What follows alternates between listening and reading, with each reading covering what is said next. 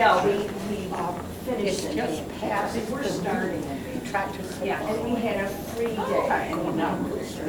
So United Methodist Church? And if you get in there, I'll put that on the board. We've got a sale going on, and it's this coming, not just the We at the first meeting. All right, welcome everybody. Yes. How's everybody doing today? Great. Good, all right. So thanks for coming. My name's Laura Dumahoski, for anybody who doesn't know me or has seen me and talked to me but doesn't remember my name. So thank you so much for coming to Book Sandwiched In. This is week 2 of our September series, Con Artists and Criminals themed this September. If you have not already, grab a cookie, grab a beverage, put your name in for the door prize. $10 gift certificate to Harrington's today. Yeah, and Richard would like to introduce our guest speaker, Christina Bucciferro. Bucciferro. Just don't call me late to dinner. She's my latest victim. So you see me around town, and if you're a good speaker, you're fair game. So we're always looking for good reviewers, bring in an audience. So, what's it, 40-something years we've been doing this, right? Since 1981? All right, I met Christina at a birthday party, and I didn't recognize her, but she recognized me because I had a bank issue with a check that got eaten by the machine, and she helped me rectify it. They actually gave me credit for the check twice, but they took it back. We tend to find that, right? Yeah, we tend to find that. All right, Christina is a native Batavian, and before her professional career began, she graduated from SUNY Fredonia, bachelor's in business administration, and also Canisius College with a master's degree in higher education and student affairs. She's a relationship manager, or banker, excuse me, at our local branch of M&T Bank. She loves building relationships with customers in the local community. When she becomes your banker, she will get to know you and you will get to know her. You will laugh and have a great time, all the while helping you reach your financial goals and freedom. You're not a con artist, right? No. Or am I? Or am I? All right, the parishioner at Ascension Parish, or the treasurer of the Friends of the Association, a local nonprofit, started with the mission of keeping the parish open amidst the current state of affairs in the Buffalo Diocese.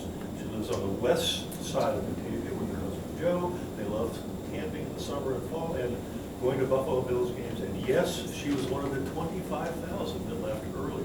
So, she had good company. Listen. So with that, take it away. Now, how do we want to turn this into? I just paused the music, so Oh, okay. if we're, It's just- I'll just keep it simple until everyone leaves, and we'll just leave it. Hopefully that doesn't shut off, because it might make a loud noise, but hopefully that doesn't, yeah. Okay. So what do you get when you mix Silicon Valley swag with a medical device that has less accuracy than a weather forecast? Bad Blood by John Carreyrou answers that question with a tale of ambition, secrecy, and then scientific smoke and mirrors. The story of Theranos and its enigmatic founder, Elizabeth Holmes, reads like a mashup of a tragedy and a corporate comedy, complete with literal boardroom and courtroom drama, disillusioned employees, machines that honestly worked better as more expensive paperweights rather than blood testing machines. Hello everyone, my name is Christina Bucciferro. Thank you for that wonderful introduction, and I'm so excited to do today's book with you. So John Carreyrou is an investigative journalist at the Wall Street Journal. He was the first to break the story of Theranos and the scandal wide open, and the book takes readers behind the scenes of that reporting. What could have honestly been like a dry corporate expose is really structured more like a thriller. Each chapter kind of peels back another layer of the Theranos facade, from the early days of Elizabeth Holmes' lofty promises to the cult-like atmosphere of secrecy to the eventual collapse under the weight of its scrutiny. He goes back to set the scene of Elizabeth's upbringing so you can really understand why she made some of the decisions that she made and even how she may have ended up where she did. What makes the book so engaging is the sheer almost audacity of the deception. Holmes often describes as channeling her interstate jobs. She even wore black turtlenecks and had a hypnotic stare that would persuade some of the most powerful people in America, Henry Kissinger, George Shultz, and Rupert Murdoch, into investing in Theranos. Investors were dazzled by the promise of revolutionary blood testing with just a drop of blood, and they poured in millions. Meanwhile, in the labs, employees were quietly watching the reality. A machine that couldn't reliably tell you if you had the flu, much less test for those hundreds of diseases that she promised. So a little bit of an overview of what we're going to be talking about today. We'll start by talking about the main characters of the book and how they met. We'll move into strengths and weaknesses of the book. Why does it all matter? Some key takeaways that I found, and then my final verdict. So Theranos founder and CEO Elizabeth Holmes dropped out of Stanford at the age of 20 to start the company. She had a dream that a drop of blood could test for hundreds of diseases. Rewinding a little bit, she was held to a high standard from an early age and was told to live a purposeful life. She was driven to a fault, and even very early on in the book, it reads that she was at a family gathering and a relative asked, "What do you want to be when you grow up?" Without skipping a beat, Elizabeth replied, "I want to be a billionaire." "Wouldn't you rather be president?" the relative asked. "No, the president will want to marry me because I will have $1 billion. Carreyrou says, "These aren't just idle words of a child," and they're not. There's thought, there's intent, and there's purpose behind that, right? Fast forwarding, when the company was operating, Elizabeth was so worried about information getting leaked. Not only, it's not even discouraged, she siloed and forbid employees from communicating really at all within the intra-departments, if you will. She never let the public know too many details of how the machines worked either, claiming it all under trade secrets. Ramesh, Sunny Balwani, and Elizabeth met when she went to Beijing during her 3rd semester at school. She didn't make any friends on the trip, and she actually was bullied, so Sunny was this lone adult that came to the 18-year-old's aid. The pair grew their relationship to a romantic one, but then claimed that they had broken up when he became a senior VP. That was found to be false. Born in Mumbai, he came to the States in the 80s for his undergrad. He joined a startup during the peak of the dot-com frenzy. He sold his stake in that company right before the dot-com bubble burst, and he made millions. He made a fortune. So you can see why Elizabeth was drawn to him, because he was wealthy, successful, and driven. During his time at the company, he was viewed as severely aggressive towards all the staff and would often use his anger as an intimidation tactic. As for Theranos, it was founded in 2003 and claimed to only need a drop of blood to do hundreds of tests. Elizabeth's original idea was a patch that would take microdoses of blood. She later had to switch to kind of like a portable insulin pump style, still just a finger prick of blood. But that also never quite came to be, and she had to settle on like a machine, bigger than my speaker, but a machine that would perform these tests. Like it shows here, the company was valued at its peak at $9 billion, with a B, dollars, in 2013 and 14. Does anyone have any questions so far? Okay. So, some strengths of the book. Carreyrou's greatest strength is his ability to combine the investigative rigor that it took to write the book or write his article with compelling storytelling. He doesn't just report what happened, he makes you feel the tension of the employees agonizing over those ethical choices they had to make, the paranoia of the whistleblowers being followed, as well as the surreal disconnect between Theranos' PR image and the chaos that was inside the company. He also places the scandal in a larger context, showing how the culture of Silicon Valley, where it's, move fast, break things, fix it later, that's worn as a badge of honor in Silicon Valley. But that collided disastrously when it comes to the realities of healthcare.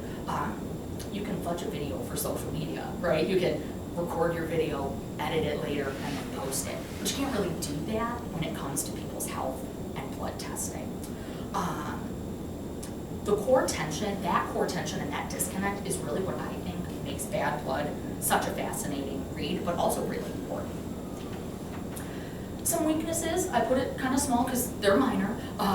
If there is a downside, the book can occasionally feel kind of dense with all the names and the details, with so many employees, investors, and board members, whether they're coming, going, getting fired, resigning. It was kind of hard to keep track of. It was hard to know who's who in this Theranos universe, right? When I tell you, I started to write down, when I started reading the book, I'm like, let me jot down all the names of the people I think are major characters, or major characters or employees. I had to stop by chapter 3 because it was just like pages and pages. I kind of lost track, so abort mission by chapter 3.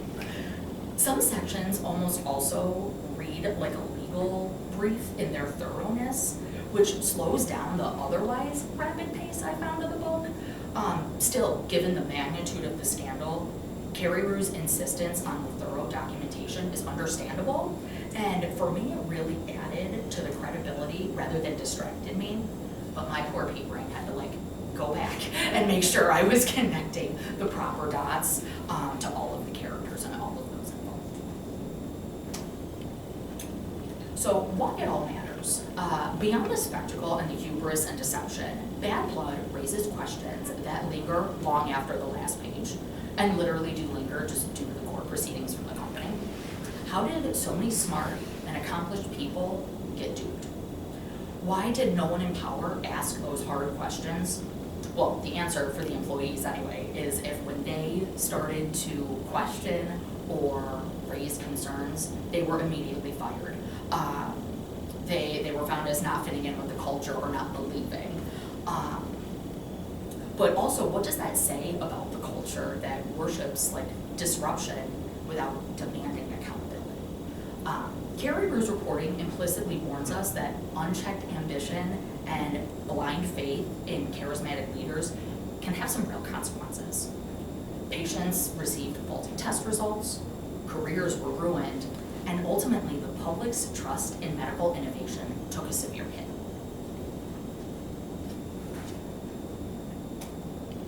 I took many things away from this book, but some things that I think are worth noting here is as soon as an engineer or medical expert questioned too much or had a concern, they didn't believe in the company or they didn't share the same vision, and they were immediately fired. The company was led by people who lacked technical expertise, and rather than accept and understand their limitations, they actively defended their lack of knowledge. When thinking about being an authentic leader, the book goes into this strange obsession that Elizabeth had with Steve Jobs. She went from wearing regular clothes that any woman would wear to only wearing black turtlenecks. She even lowered her voice an octave to match Steve Jobs. Was she even ever really being herself? Did she make these changes to be more like him, or to be more viewed as a powerful leader? Would a man ever have to do this? As a woman, a working woman in today's world, would a man ever have to change who they are to be considered a powerful leader? That was a question I had, definitely. She shared so little of her real life too. I can't help but wonder if that facade enabled her to distance herself from the reality of what was going on. She was acting, as this public figure, this is who the founder of Theranos is, but then I'm Elizabeth Holmes back here, and it's almost like two separate. The company lied about where and how those results were also produced. And in the beginning, when it's a prototype and you want to impress an investor, you want to get a result on the machine. You don't want to be testing your thing or doing whatever, and it doesn't work. I can almost understand that. You shouldn't be lying to investors, which they did. But even a decade later, there were still so many issues. It's as if they were a startup 10, 12, 15 years later. So when you didn't get those accurate results were few and far between. It was almost like kind of throwing on the wall and seeing what stuck to see if you would get a result. Silos limiting productivity. The way Elizabeth kept everyone in silos and so isolated completely hindered the productivity of the organization. There was no cross-department routes of communication, And for me, working where I work, I couldn't imagine not being able to email another department or being able to call if a customer had an issue about X. That doesn't work, right? The bank wouldn't function. So collaboration really is key to innovation, troubleshooting, but it's also super important. So my final verdict, Bad Blood is entertaining and sobering. I would call it a corporate thriller, but also a cautionary tale and a reminder that the truth will eventually catch up to you, no matter how enthusiastic you are, no matter how much you believe in your vision. If you like nonfictions, I would say that this is a must-read. You'll laugh at the absurdities, the boldness of the fraud. I was aghast. It was crazy. But you can also reflect on the dangers of a hyper-driven innovation and a go hard, go fast, all gas, no brakes mentality. Is that really what's gonna get you furthest, especially in the medical community? So like I said, if you enjoy nonfiction, I would say that this is essential reading, but don't be surprised if you come away with some new skepticism of startups that promise the moon, especially if the founder insists you don't ask too many questions. Before I move on to questions about the book, does anyone kind of want a spoiler of what happened to the company, Elizabeth and Sonny? If not, then we're all done. Thank you so much. But if you would like to, I mean, it's an easy Google search, and if we, you know, if you don't want We want to hear. to, you want to hear it? Okay. So, CNN does a really good breakdown of like the timeline from when the book was published to 2022 and when they were found guilty. It goes through COVID and the delays that they had with that. But ultimately, Elizabeth and Sonny are both found guilty of fraud and wire charges in their connection to their role at Theranos. The company has since dissolved and is no longer operating. Elizabeth and Sonny broke up. Sonny was fired when the book ended. Elizabeth found a new suitor, was married, and now has 2 children. Love wins. So, Sonny, like I said, is also they're both, what is it? I think it's 11 years and 12 years respectively in prison with hefty fines and probation for all of their counts of wire fraud. $90 million in wire fraud? Yeah. So that's kind of how the Theranos story ends. Not necessarily the book, but how kind of the company. Oh, that's not quite. But anyway, thank you so much, guys. Questions? So, did she go to prison? She did. Okay, but she got married before she went? She did. She got married and had, and even on the timeline that I saw on CNN recently, they had to delay one of the court proceedings for her due to her pregnancies. So. How long after the company was formed, which is 2003, was there serious investigations done? So the book goes into kind of throughout the whole trajectory of the company where certain employees found issue. There were certain one-off employees, there was a whole chapter on Colonel, I can't remember his name, but there was a colonel in the Army where she wanted Theranos blood testing for the military. And that raised questions because you can't really facade through military testing. You need it to be accurate when it comes to defending our country, right? So the Army just kind of gracefully stepped away and I don't know why it wasn't made a big deal. The answer to your question is that it was founded in 2013. Questions were kind of all along. Carreyrou was introduced into the investigation. It was probably a good, 10 years later, I would say. 8 to 10 years later. Yeah, I won't bother trying to find it. But yeah, it was about probably 8 to 10 years later is when the real investigation started happening and when he really started contacting those whistleblowers. Ex-employees were followed. They were privately investigated. The book goes into an ex-employee having to move out of her parents' house to some other undisclosed location because she was getting threats and mail and knocks on the door at her parents' house. She moved, didn't tell anyone. A week later, she finds something on that friend's doorstep, and she told nobody. So it was like, Theranos must be following me. It's kind of crazy. Was she, excuse me, was Elizabeth Holmes, was it her intention from the very beginning when she thought of this? Was it, she thought, you know, I think I could make $1 billion with this idea, or was she sincere in the very beginning about this blood drop testing? That's such a good question, and that's something that I had thought about too. Did she seek out to do this deception? And Carreyrou actually ends the book with that exact question. Did she go out to intentionally fraud people? And I don't think that she did. I think her vision of wanting to be so successful and wanting to help people in the process and wanting to have a successful machine, really, like, that was the tunnel vision that she saw. Yeah. And the fraud and deception kind of happened outside of that. Yes, because it seems to me that most people who they pursue their dream. Like, I want to do this for a living, and as a consequence of that being successful, they can make a lot of money, rather than saying something like, I'm going to make $1 billion, and No then matter what it thinking takes about, to like, get how there. can I make $1 billion? You know, Right. I wonder about that. So it was, what did I say? It was her third semester when she went to Beijing. It was her junior year when she dropped out of Stanford, when she had the idea for Theranos.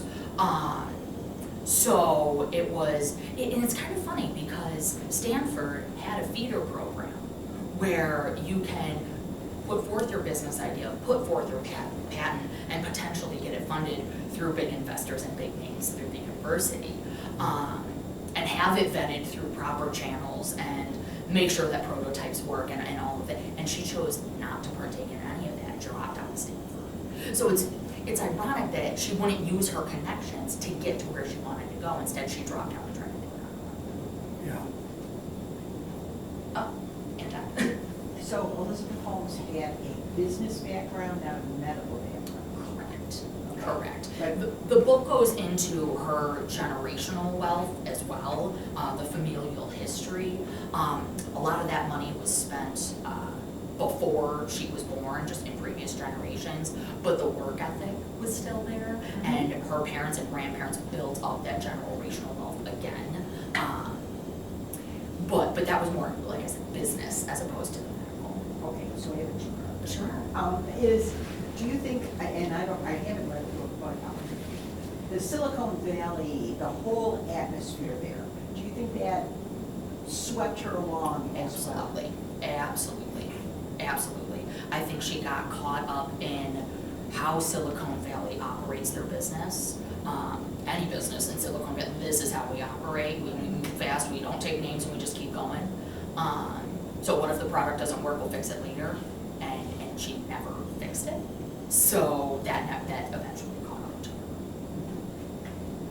her. Could they finally find all that money, the wire fraud and all that? The company ended up paying it all back. Yeah. The book goes into, there was a deal with Walgreens to have Theranos testers at certain Walgreens sites, that they invested like $30 million and sued Theranos for all of that. I can't remember his name, and I think it was listed on when I was doing a little bit more research, but the incoming, or like that interim CEO after Elizabeth was fired, really his mission was to dissolve the company and get it all paid. So.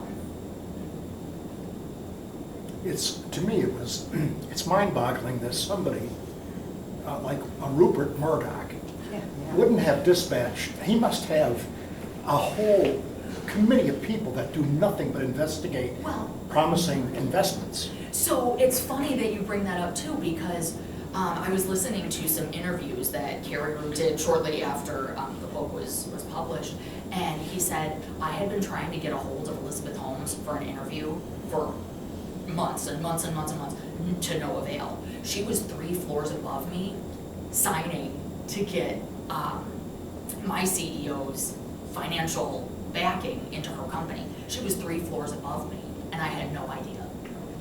I was busy working. I was actually calling her the day she was 3 floors above me, and I had no idea. she, in that meeting, said that she threatened about Carreyrou's report, you know, severely tarnishing the company with its falsities. And he said, I trust my investigators and I trust my publishers to make sure that a story is accurate if there is one.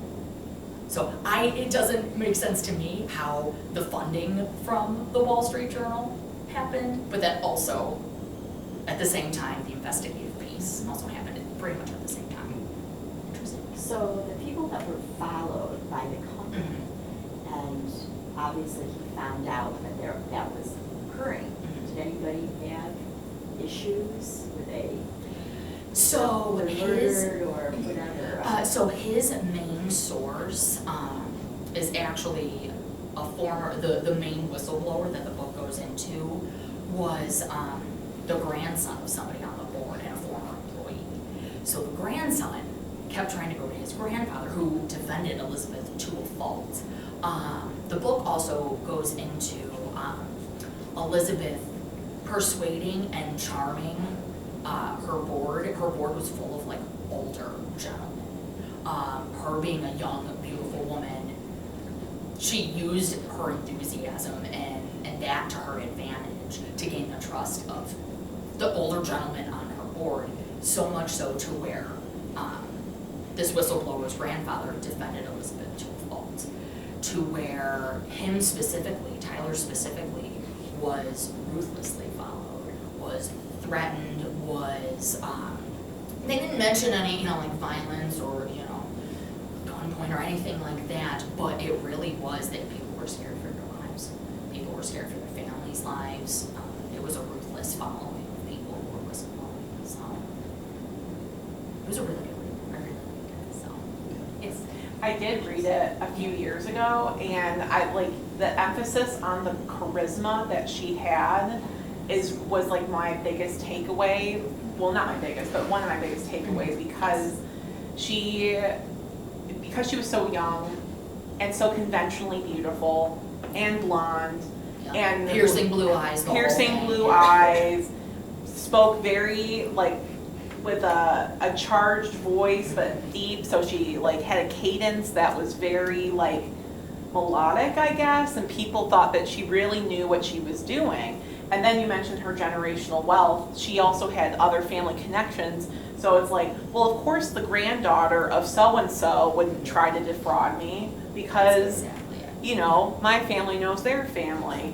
And then I think she also specifically, in my opinion, targeted some of the older gentlemen in particular, because these were ones that had health issues, and it was very promising to just be pricked once for 100 blood tests, as opposed to getting like 9 vials of blood. Right. It really, for me, I'm also terrified of needles. Like I don't do. So if I have to go get my blood tested, I'm just like, oh Jesus, take the wheel. Like I can't look. So that really connected me to the mission of what she originally had set out to do. Talk about her charisma and her, you know, I can identify with that, right? I've got an enthusiasm about things that I'm passionate about too. But there's also you need to be honest about what's happening, especially when you're taking money from investors, millions and millions of dollars. So, yeah, that was one of my takeaways too, was she had this enthusiasm and she spoke so highly of all of these things, but really behind the scenes, the reality of what was going on, that disconnect. That was one of my big takeaways. I don't mean to take all the time, but this morning I mentioned in our book discussion group that I just watched her 2 nights ago on YouTube. Just coincidentally, I had no idea this. And she was very mesmerizing. I watched her for 5 or 10 minutes and I yelled to my wife, honey, where's the checkbook? Seriously, it was encapsulated. Like she, cell lights to an ascot, like she really had that. Yeah, there was something hypnotic almost about her, you know. But then also having read the book too, I knew, like I was watching some similar, we might have watched the same one. But I knew that like that wasn't her real, like she was down here, you know, that wasn't her real voice, that was a facade that she was putting on. And the book also goes into, there were times where she would break character, if you will, And she would talk like a normal woman, and she had a very pleasant, naturally sounding voice, but she felt like she had to be this other person for those presentations, so. Talk about her family having generational wealth. Were they involved financially? Were they also brought into it? I think so. The book didn't really super dive into the familial, like if they actually invested. I do know that the book goes into one of their family connections. His job was to patent medical devices. And Elizabeth didn't go to him or his family with this idea. She just did it on her own. And so that friend of the family kind of felt slighted by that. So he very craftily wrote a patent for, how does the book go into it? Not like a whole, where the test results would need to be vetted through the doctors, and there was a patent to make sure that that transmission happened, and he patented that. She sued him, and years of litigation. You stole my ideas. It was a former employee that must have given you this information. And after years and years of lawyer fees, they ended up just settling. And I forget how it ended up settling, but they ended up just resigning to, okay, Elizabeth, you can. Because they had big lawyers that were gonna, suck him for all he was, take all of the money from him for that patent. So in terms of the family, I'm not necessarily sure, but I do know that friends of the family were also involved too. So his patent worked, Yes. but hers obviously was found No. not. This is also not a question, but when you said the point about her firing experts who said this isn't working, I've noticed that, and it was also in like the last week, we had, if someone was an expert in that field in art history, they were like, I had this gut instinct that something's not working. They didn't get fired, but they weren't listened to.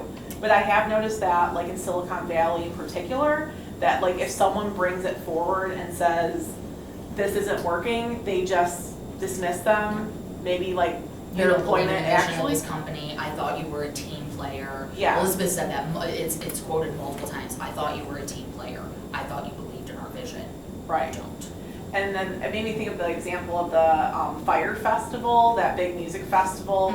So there's a few different documentaries, like there's one on Netflix, one on Hulu, and one of them was like an engineer that was specifically focused on bio-waste and making sure that there was enough like facilities for bio-waste because people have to use the bathroom.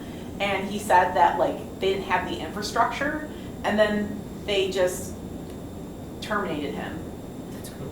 So, No dissenting voices. yeah. Listen to experts in the room. When my boss tells me something, like I listen because she knows, or when my colleague says something, like I listen because they know. And she didn't, because she believed, her and Sonny believed that they had this tunnel vision for the success, and I think they were so blinded by that tunnel vision that no matter what the experts around them said, they didn't know what they were talking about. So, There's a lot of parallels in our society right now. Yes. Yes. I thought of that Were immediately. did any of the other employees get charged, or just these two? Just all of them? I actually don't know. I think these were the two, like the founder and the VP were the two major contributors to the fraud and the deception. The way Elizabeth structured the company was that literally almost all communication went through her. So if this department needed to talk to that department, instead of this department talking to that department, they ran it through Elizabeth or Sonny. So they were the two people that were really involved with any of those financial happenings. So the board wasn't accountable, they didn't have to be accountable? So the board, the way that it was structured, as I'm remembering it, they couldn't even reach quorum without Elizabeth.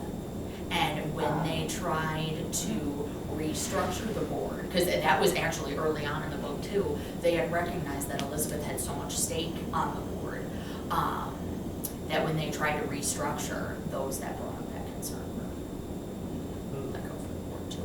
You know, if I could, I thought of that parallel immediately when you said Yes. they were fired for questioning, and I thought that's precisely what's going on in the government now. I mean, you know, the ego hubris of an individual like that, who has the nerve to take a Sharpie and draw a line on a NOAA hurricane map for wars, and it's going to track that way. It's just unbelievable. And that's why I don't pretend to understand, I really don't. Yeah, and how many people have been let go, fired, or intimidated, threatened? Yeah, pushed out. Yes.